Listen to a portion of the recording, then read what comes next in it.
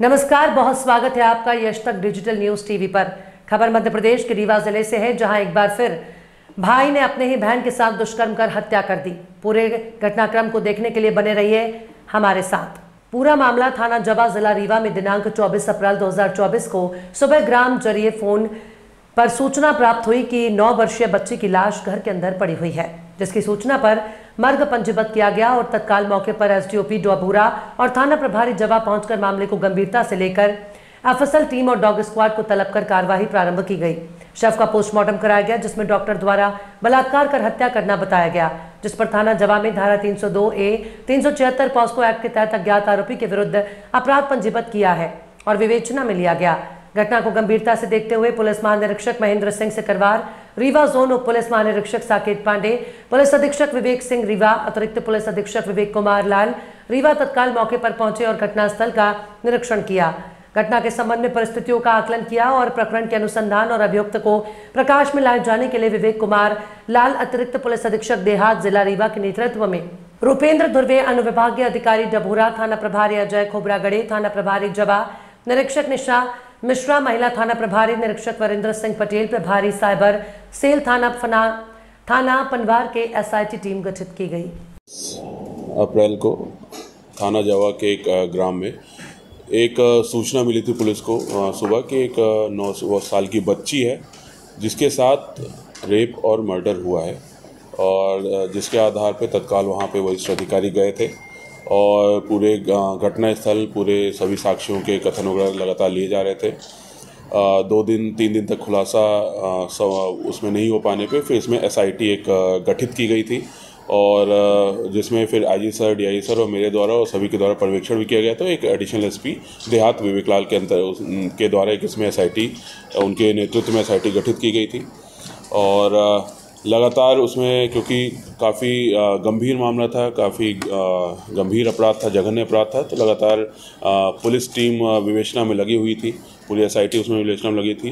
कई सारी चीज़ें हमको, जो पूरा घटना स्थल है, घटनाक्रम है, उसमें बहुत सारे संदेह उत्पन्न हो रहे थे। जो साक्ष्यों के बयान आए थे, खासकर जो परिजनों के बयान आ रहे थे, उसमें बहुत सारे संदेह उत्पन्न हो रहे थे कि जहाँ पे बॉडी मिलना या कोई किसी के आने जाने के निशान ना मिलना, वो सारी चीज़ें हमको संदेह उत्पन्न हो रहा था। फिर भी हम सभी एंगल्स पे लगातार विवेचना उसमें कर रहे थे कि क्या कोई बाहर से आ सकता है, इस प्रकार घटना किया, क्या अंदर का कोई इन्वॉल्व था जिसने बाहर के व्यक्ति के साथ मिलकर घटना किया। और उसी में फिर हमने कुछ साइंटिफिक वो भी साक्ष्य भी एकत्रित किए थे। कुछ हमने टेक्निकल डेटा जो साइबर से संबंधित होता है उसको भी एकत्रित किया था, और लगातार करीब 40-50 लोगों से इसमें पूछताछ की गई थी। कई सारे फुटेज, जो भी वैसे गांव क्षेत्र है, लेकिन जो दूर दराज के कुछ फुटेज भी हमको मिले थे, उनको भी पूरा एनालिसिस उसमें किया गया था। और कहीं ना कहीं जो सुई थी वो बार बार जो परिजन है वहाँ तक आके रुक जा रही थी, लेकिन क्योंकि इतनी गंभीर घटना थी तो परिजनों पे संदेह होना, लेकिन कोई एक इम्पॉर्टेंट, कोई स्ट्रॉन्ग तथ्य होने पे ही वो उसके आगे बढ़ा जा सकता था। फिर हमें एक साइंटिफिक एविडेंस मिला, हमें जो रिपोर्ट मिली उससे काफ़ी कुछ ये कंफर्म हो गया कि जो उसका बड़ा भाई है जो 13 साल का है, उसके कुछ हमको टेक्निकल साक्ष्य मिल गए, और जिसके आधार पे फिर जब फिर पुनः पूरी टीम के द्वारा परिजनों से पूछताछ किया गया तो फिर सभी ने अपना अपना घटनाक्रम इस पूरा कबूल किया है।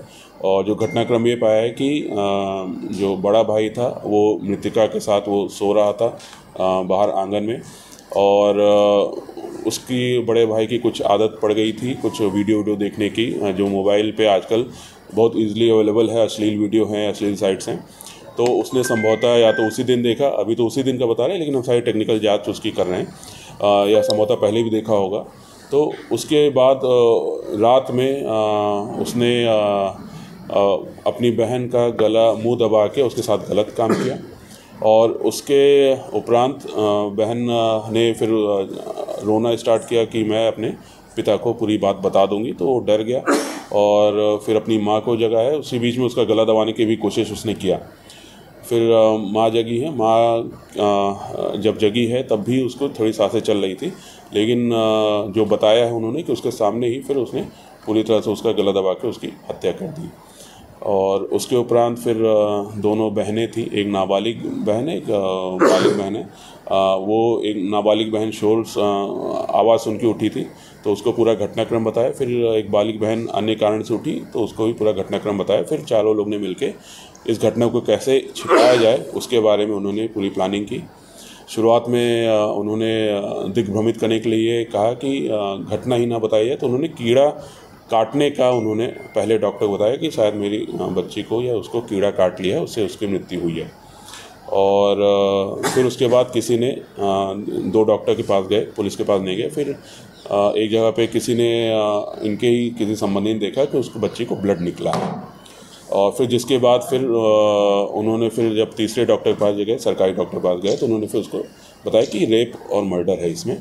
तो उसके बाद फिर इन्होंने अपने घर पे लाकर और फिर पुलिस को सूचना उसमें दी गई थी और फिर पुलिस की विवेचना उसमें जारी हुई थी।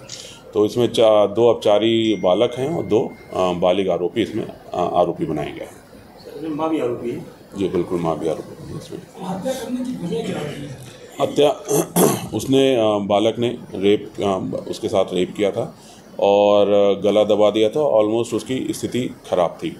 फिर उस बच्ची ने ये भी बोला था कि मैं अपने पापा को बता दूंगी, क्योंकि वो बच्ची अपने पापा के बहुत निकट थी और बच्चे को ये डर लग गया कि कहीं फिर उसके पापा उसको मारपीट ना कर दें। ये सारी चीज़ें भी उसके दिमाग में आई। और फिर बच्चे को बचाने की, लड़के को बचाने की, उसमें जो हम एक सामाजिक कारण भी इसमें समझ में आ रहा है कि एक लड़का है, 4 लड़कियां हैं, तो एक कारण वो भी हो सकता है कि इस पूरी घटना को इस प्रकार से अंजाम दिया गया है।